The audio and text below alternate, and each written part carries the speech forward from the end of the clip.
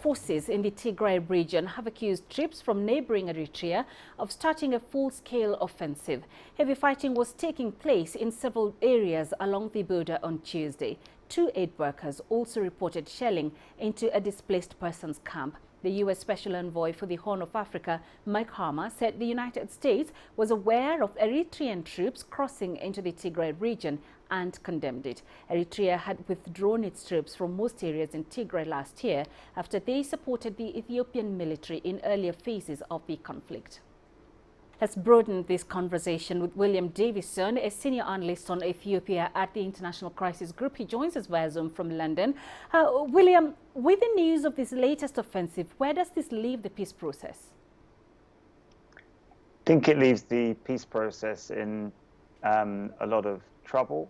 But clearly there had been a very significant drop in fighting between the federal military and the Tigray forces this year, some increase in humanitarian aid deliveries, but then a failure to agree on key components that were needed to start formal negotiations, and particularly that related to Tigray leadership's demands that the siege is lifted and services are restored to Tigray before any serious negotiations can begin.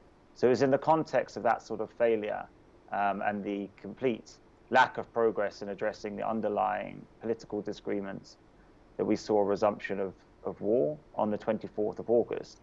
And now, because war has resumed, we see the full return to the conflict picture of the Eritrean military. We are even further away from addressing those issues, particularly regarding service restoration, the unrestricted delivery of fuel, etc., which were impediments to gaining momentum in the peace process. Is there enough international commitment to resolve this conflict? We have seen plenty of diplomatic commitment from the US, the EU, the African Union to some extent.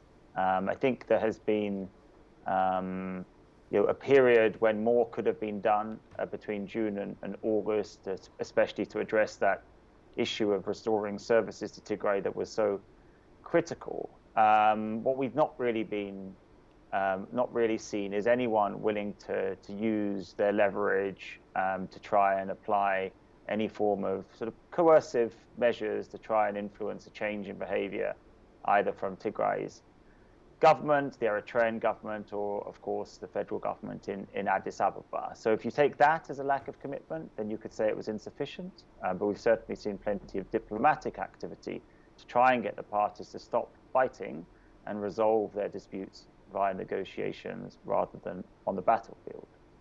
All right, William Davison, thank you very much for your time.